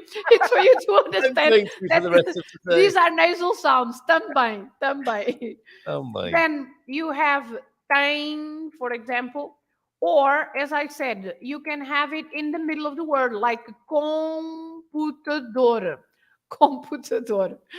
Yeah, people want to know other things rather than this. One more beer. But okay, I know this is not the funniest thing in the world, but it might be useful to know why you pronounce like this or like that. I don't know. No, it is. It is. The rules. The Victoria was saying how helpful it was, and I think that's because there are occasions, aren't there, where you tell us the rule, and suddenly it makes sense. Like, but sandwiched between the ozovos just hit me. Like, okay, I get it. I know that by tomorrow you will forget it. I know, but at least, but at least you know. So, for example, like a computador, as I said, the syllable com. If you split the word computador, Yeah. again, com is the M at the end of the syllable. So you pronounce the nasal on, right? So this is a bit, as I can think of, about the letters, because we have focused on the way we read some letters. Of course, the M, like mãe, for example, you just read the normal M, mãe, or mais, more, mais uma cerveja, por favor. Or momento, for example. You see, momento. You read the M because the M is at the start of each syllable, right? Momento. You pronounce the M because the M is at the start of the word or at the syllable, the start of the syllable. But if it's at the end, then it's not pronounced. It's not bom, but it's bon. Takes us back to the English again, doesn't it? Bom dia. Bom dia. Okay, so do you want to finish also how to stress the words? Because there is a difference between, because I don't know, if you want to go on, we can go on. What I'd love to do, we're at 10 o'clock now, and I'd love to go have a look at Spain with you. I mean, presumably you haven't got a 10 o'clock Zoom call this morning, so you're okay for a little bit longer? I'm okay. Fantastic. Okay. What I'd love to do is maybe we could carry next that over. time. Next time, We've got questions, and I think we got to what James is asking about with unaccented vowels, please. We touched on that for sure, didn't we? Yeah, we can. As I was saying, we could now go on stressed part of the words. But if you want to speak about Spain or about Turkey or about, because since the last time we met, since the last time we were on the show, I have been in Turkey, in Germany for a few days, and also in Spain. But we're going to go. We'll go bi-berian, but let's just go to the specific questions, because there were some lovely ones here. Okay. This morning, are there rules or general defaults about which vowel sound to make in a word when it is not accented? Example: "O" at the end of a word is generally always pronounced "u" or "obrigado." Is that right? That's right. Yeah, the O at the end of a word is always pronounced as "u." Ooh, right? Okay, there you go. Even if you have a little word like "nu," in English it seems no, but it's not. So the same word as no in English, N-O. Yeah. In Portuguese you pronounce it as "nu," which means for something masculine that comes next. So, for example, you can say no café, no restaurante. Eu estou no café. I'm at the cafe. Or eu estou no parque. I'm in the park. Even in little words like these do, for example, of the, you have to pronounce the O at the end as U. That's right. So São Martinho do Porto. São Martinho do Porto. Every O at the end is U. Yeah. There's a good way of remembering it with São Martinho do Porto. Very good. So yes, then, James, on that one. And this is a really good point, actually, because it connects with the Swede in Portugal going into the Segurança Social. It's really important, isn't it? But when you start an interaction with a Portuguese person, I think, to always remember to say "Olá, bom dia." Don't get straight into the business of ordering the drink or whatever. Establish your communication with an "Olá" and a "Bom dia," right? Or "Boa tarde," whatever. Boa tarde, yeah. Bom dia or boa tarde. Does that make sense? Am I making too much of that, Filomena, or is it really important? No, of course. You should start with bom dia, boa tarde, to be polite. Yeah, okay. If you want to be polite, of course. If you want to be polite, yeah. So go. It goes a long way. I think it's fair to say. Okay, and our Portuguese saying of that. Oh, so we did that. Yeah. That was great. A bit of Brum coming up for you as well, because we love it when you talk a bit of Brummy as well as German this morning on the show. Filomena, I know Pete has been to your office because I can see the clock he sat on. Is that the squashed clock behind you? And here is your Brummy for. Here's your Brummy for the day. Then would you like to have a go at this? Oh God. No, I Right, I'll have a go at it. Oh, you Filomena, I like you to Frankfurt one much cup there, right? No, it wasn't much fun. No, it wasn't. Right. It wasn't much cup. Right, question for Filomena. Não acha que é entrado da canção portuguesa de Eurovisão e demasiado espanhola? I think Pete's got a beef with the song that it's too Spanish and not Portuguese. The Eurovision Portuguese song. Do you like her song? Well, I try to remember which song is it. Well, that's a problem. If you can't remember it, it hasn't made a very and Eurovision needs to make an impact. No, I mean I know that British people, well, the British that I know, they love Eurovision festival. They love Eurovision Song Festival. The Portuguese I know don't care much about it, but I haven't watched it. I'm sorry. I don't know. I have heard something of the song, but I don't think I have listened to the song once in a complete version. Yeah, so I can't say anything about it. Than you are. So when Salvador Sobral won in 2017, was that a real surprise for Portuguese? Oh yes, that was a big surprise. Yes, I love that song, and it wasn't a very much a Eurovision song, was it? Because it was really slow. No, but it was with a. Well, I think it was with the Portuguese spirit of, a nostalgic song, full of feelings, and that is a true Portuguese song. Yeah, yeah, I love that song. Okay, Maçã. That's right. Yeah, pasta or apple. Now, I think Antonio helped Jeff here, but it was a crisis at Pingados, which it can be with that combination. Yes. If you say massa instead of maçã. Maçã, you should have a till on the last A.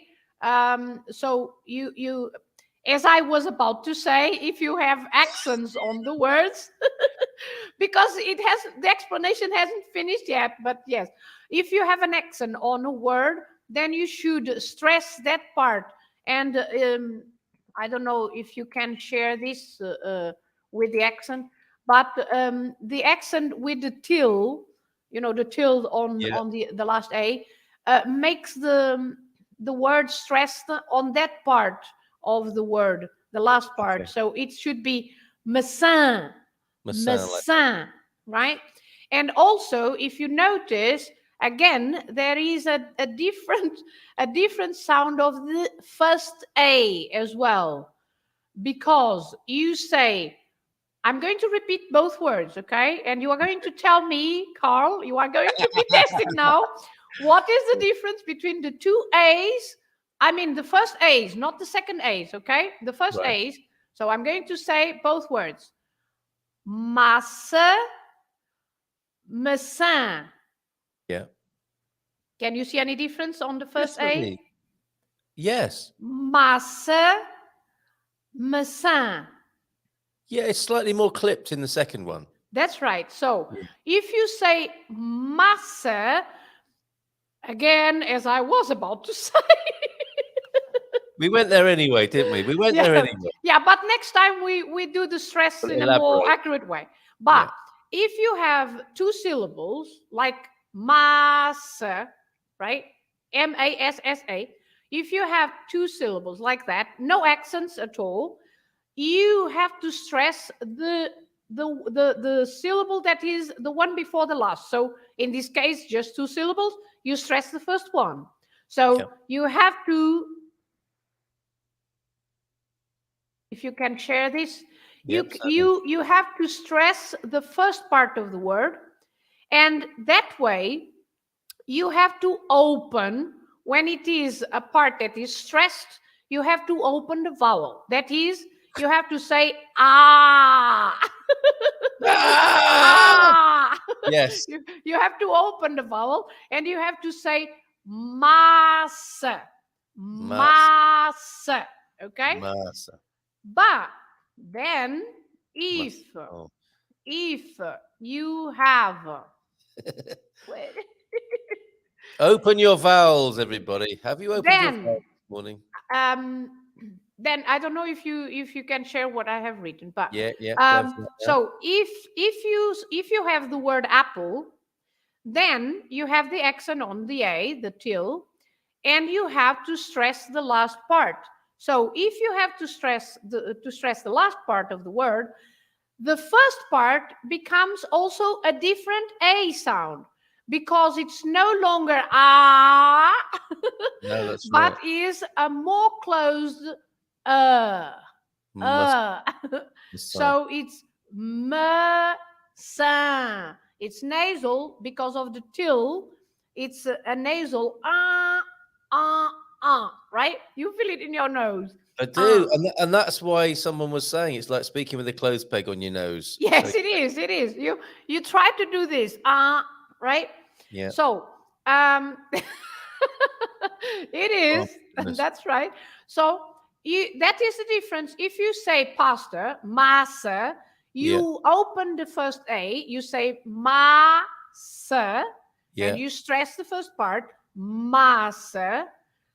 If you say apple, you can't open the A. You have to say saint. So you have to have the nasal, and you don't open the A's. There is no open A there. Is messin. I think I've got a great illustration of this. Now, folks, you've had so much value out of Filomena. If you want to go on one of her trips, it's tripsforbrits@gmail.com. And I think that's your PayPal address, is it not, as well, Filomena? It is. It is. So how about you buy Filomena a bottle of wine? You could send her a gift on tripsforbrits@gmail.com. Buy her a nice bottle of wine. Or an apple. Or an apple. Or an apple. An apple for the teacher. Now, talking of which, Massin de Alcobaça, the best in Portugal. Yeah. Yes, and I love the local apples, the orchards, and the Copa shop that is a part of their whole sort of trading empire. And when I first saw this, I wanted it to rhyme. And I'm thinking that's a brilliant catchphrase. Massa de Alcobaça, and it's not, is it? Massa de Alcobaça with pasta. Maçã de Alcobaça. Massa de Alcobaça is pasta of Alcobaça. Which they don't grow from trees here, do they? Not yet. Not yet. Not Portuguese yet. innovation. Maybe, who knows, but not yet. Yeah, but that's another helpful aid memoir, isn't it? If you think of Maçã de Alcobaça, it's not Alcobaça, and it's not Massa de Alcobaça, it's Maçã de Alcobaça. So there you go. Wow, brilliant work this morning. Thank you so much. Yeah, but how about a nice apple or bottle of wine for Filomena this morning? People have really enjoyed it this morning.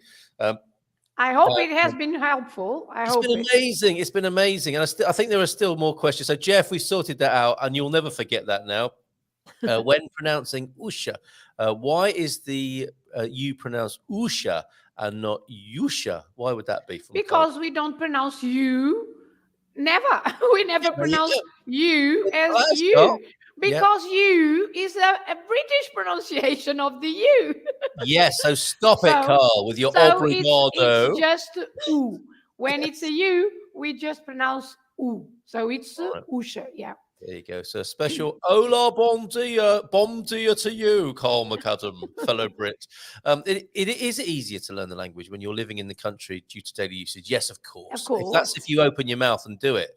Yes. I imagine you have to try it. You have to try it because you've got to get in a cafe. Yeah. Sometimes people are afraid of making mistakes and, they are shy. Don't be. People will enjoy speaking to you, even with your mistakes. No problem. They will enjoy it. You will enjoy it. You will have some fun laughing about all the mistakes. Don't worry about the mistakes. And Portuguese people will be so friendly and helpful with you. Yes, they will they laugh. will help They will you. laugh with you. They will laugh Yes. at you. You know that expression? I'm not laughing with you. I'm laughing. I'm not laughing at you. I'm laughing with you. Yes, yes, it's true. In Portugal, they do both, though, don't they? And it's so charming to be laughed at and with at the same time. You can get a great sense of that, and I have, and I love it. Quote for the day, then, from Coach Turner: "Learn as if you will live forever. Live like you'll die tomorrow." And I think that's really helpful here from Mahatma Gandhi. Is go for it. Yes, learn it well, like you're going to live forever. Don't be But afraid. say Don't it, be say it. afraid. Yeah, don't be Yeah. afraid. Get in there. Who dares wins, and we'll have some And you fun. are never too old to learn. You are never too old to learn. My Well oldest student is 85 years old. Get in! 85! Norman is 85, 85 anos. Wow. And he still comes to lessons because he wants to improve his Portuguese. So Legend. you are never too old to amazing. learn. That's amazing. Okay, well, we've got about 15 minutes. So we're a bit late with the Iberian FM phone in. If You you can are you start. with us, are you all right for another 15 or so? And we'll have a quick tour. I'm okay. I'm okay until past. I'm okay. We are going to palate cleanse with a trip to Spain now. After this.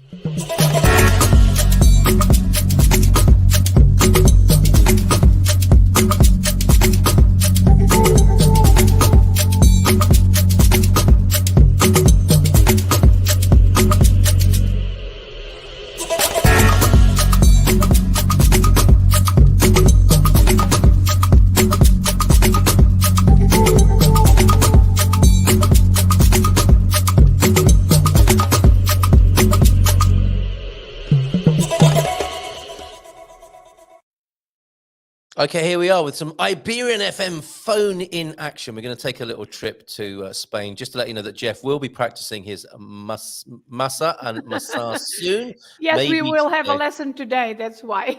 Pete. Oh, I see. Okay, Pete loves Norman as Yeah, well. I also love Norman. He's such a wonderful person. Look at this. Matty's been watching us, I think, for 2 or 3 years now, and is asking today, doesn't Filomena give online lessons? Yes, I do. Yeah. Oh, yes. And it's the same address, email address for. Yes, you can sending bottles contact of me. wine. Yeah. Yeah. So apples, wine, and lessons and trips around central Portugal, all on that email address, tripsofritz@gmail.com. We've got amazing pictures to share with people from your trip and video as well, incredible video, and a few events thanks to Andy. Let's look at some of the stills first. Yeah, and don't forget to advertise the Oh my walking. goodness. 12 minutes. Let's crack on. These lovely pictures. This is you over it. Yeah, that's Tordesilhas. Yeah. And again, it's the Spanish pronunciation, Tordesilhas. Oh, stop because in Portuguese we say Tordesilhas. Yes. But it's Tordesilhas, the city of a small town near Valladolid. Okay, and then suddenly we encounter these characters. Now I got to say that I find them a little bit scary and eerie. Yes. He's a confrade. Confrade is a brother from the Brotherhood. Yes. So they have, each Brotherhood has a different color, but they all have the pointy hats. Yeah, those hats. Which must get quite hot as well in there. And you just see the eyes looking out. And we're going to see some video now of these incredible processions. Let's hope that these videos stream well and behave themselves. In no particular order. This is from Filomena's recent trip to Spain. Let's have a quick look.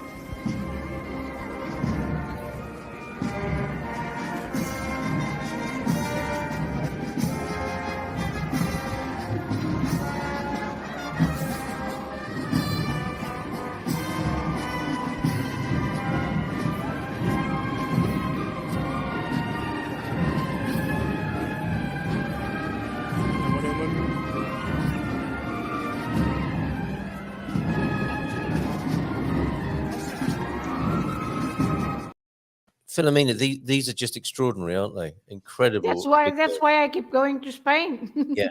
Yeah. Incredible. And so we have the cofrades, Cofrades, yes. the monks, the brothers are walking with the pointed outfits on, and then underneath the litter or whatever you would call it, there are what, 20 men underneath there carrying. Yeah, on the biggest ones, 40 men, and under the biggest ones, the one that we have seen, we just see the feet, right? Yeah. We can see the feet underneath. They are 40 to carry because that is quite heavy. 40 people under there. 40 people under there, and with the heat, it's a bit difficult to carry that with 40 people underneath. They just have the wooden designs, they have those little wall holes to look at their way. That's why they have someone to guide, as to say if it's to the right, to the left. When they turn, because the street those videos were from different cities, because I've been in 4 cities. I've been in Tordesillas, Valladolid, Zamora, Salamanca. So in all these cities, they have plenty of processions every day on the Holy Week. So, for example, the day I was in Valladolid, there were 10 processions in one day. 10 processions. So just for you to have an idea, they lots of them take holidays, a week holiday, because of these processions. They start at 5 o'clock in the morning. The first one is at 5 o'clock in the morning, and the last ones are usually by midnight. So they have lots and lots. And as you have seen, it's a very solemn act. So it's very, very solemn. And the brotherhoods, this is becoming, and I have also talked to my Spanish friends about this. They say to be a brother is becoming more and more popular, to keep the tradition. They want to keep that tradition. Yes, it's becoming quite popular. On the other hand, the men that go underneath, it's a bit hard to get people to carry. That's less popular. It's less popular. It's a lot less popular. People like the outfit, but not the hard work. And some brotherhoods, they are paying they are paying for people to go because it's quite hard. You have to be strong, and you have to bear the heat underneath, and it's you have to coordinate the steps. 40 people exactly, very well coordinated to have that. To the same side. And when they turn, imagine when they turn that. They've got to turn. Yes, because there are narrow streets, and they have to turn at the corners. So when it's the turning is fantastic to see, because the ones at the front, they hardly move. The ones at the back have to go left. Swing out the back. Yes, it is quite amazing. I like to watch that. It's very interesting to see. All right, and a lovely expression of. And you know what they do? Sorry to interrupt. Do you know what they do, for example, with children that are watching the processions? Well, they give sweets. They give sweets. The brothers, they carry sweets with them, and they distribute sweets to the children, because it's a long wait. How does a small child compute that? On the one hand, you've got a scary man with a long, and then black the scary man gives you some sweets. Gives you sweets as well. That's life, isn't it? There's a life lesson right there. Yeah, amazing. Thank you for that slideshow and video show from Spain. And clearly, you celebrate, don't you? This the beauty of our peninsula here. Enjoying Portuguese life, of course. Viva los Iberos. Yes, viva los Iberos. I need that as it's actually written, so that we can use that. Maybe that's our catchphrase. You've given us another one, Filomena. You gave us Bon de Alegria, and now you've given us Viva los Iberos. Fantastic. Okay, we're going to move towards some things you can do, something for the weekend, as it were. Let's take a look at the folks enjoying themselves at the Algarve meetup yesterday in Portimao. Great job, Victoria. I see a Paul Richards in there. There he is at the front there. Fantastic to see lots of lovely people enjoying themselves at the Portimao meetup. And another shot there. What a beautiful day in the Algarve. Visual dad joke as we conclude then. My paper aeroplane won't fly. It's completely stationary. That's awful. Don't mention planes. Don't mention planes that don't fly, please. No. Traumatic memory there for Filomena. I tell dad jokes periodically when I'm in my element. Yikes, that was from Deagle as well. Thank you for the earlier dad jokes that Mrs. M read out. Let's go into a few events then for the weekend, because you had one that you wanted to share with us, Filomena. It's this. What's going to be happening? Yeah, next weekend, the 23rd of April, we are having a walk in the village of Pereira in Miranda do Corvo. Here, Miranda do Corvo, central Portugal, near Coimbra.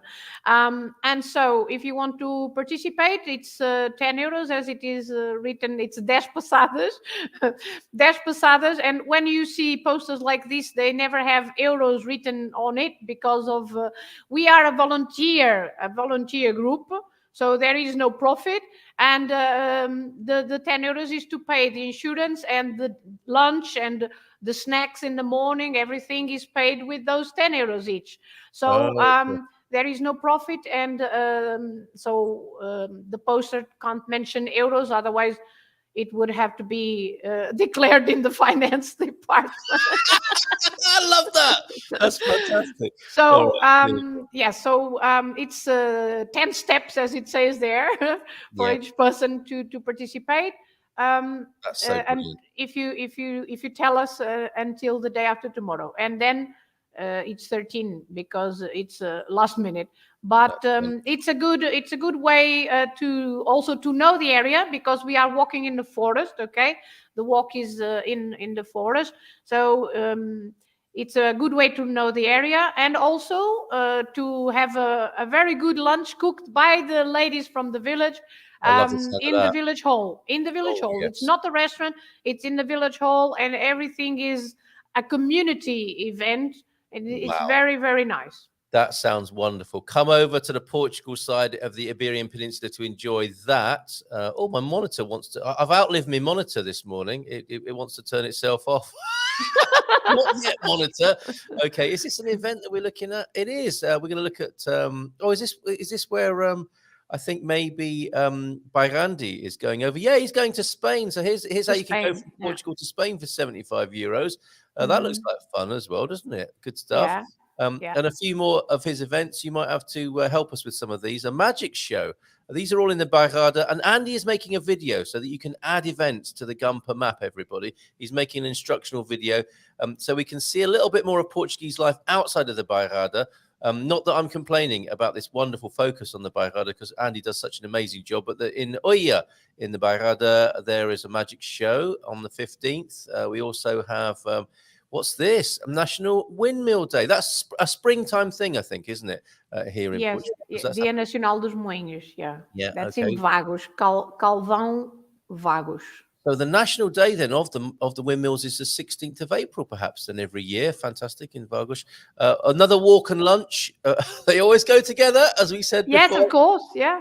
And in beautiful Luso. What a lovely place to walk. Luso, yes, very, very beautiful. Superb. And a Green Day tribute at the 21 bar in Cantanhede there. Interesting little town, Cantanhede. They have a massive expo there. And if you like Green Day, you're going to like that. A free meal visit, another one for this celebrating windmills weekend in Mira, which is one of those lovely beach towns, isn't it? Between Coimbra and Aveiro, you've got Mira and Tocha is called, isn't it? Tocha, beg your pardon. Tocha. They're great little beach towns that not many people know about.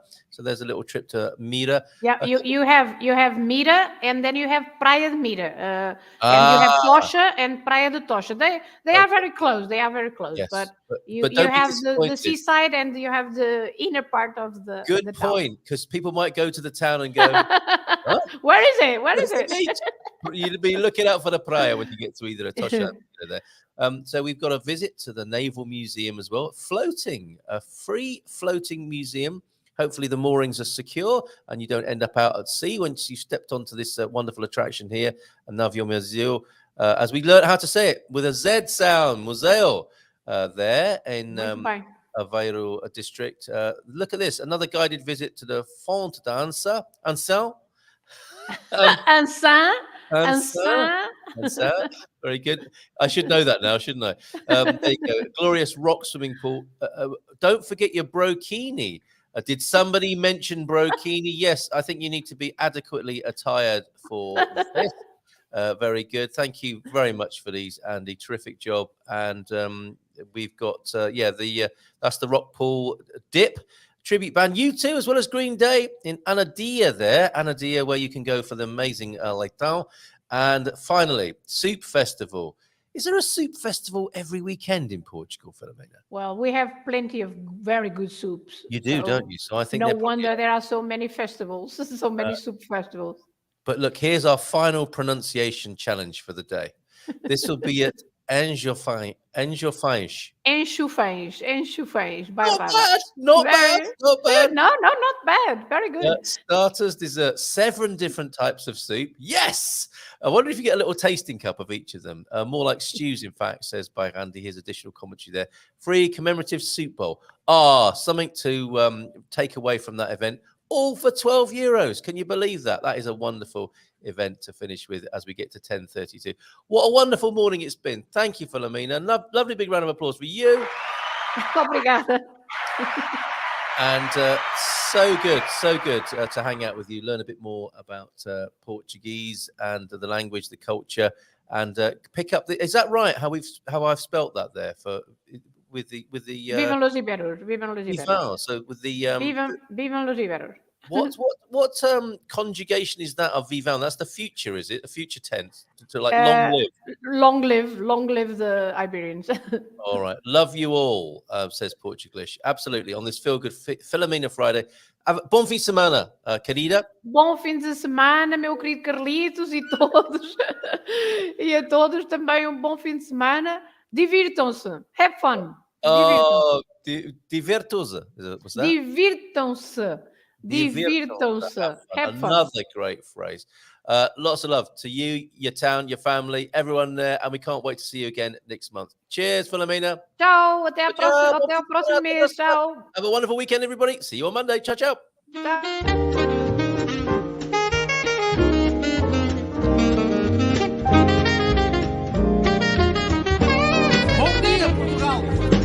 In Portugal, there's a YouTube show full of fun facts you need to know. Carl rings the bell and the members show to the GMP morning show. Featured guests will come and they will blow your mind. The audience will do so in kind. The little vanity mixed with some insanity on the morning show with GMP. Good morning, Portugal, and I'd like to welcome you to another fantastic day. Hey, Gumpers.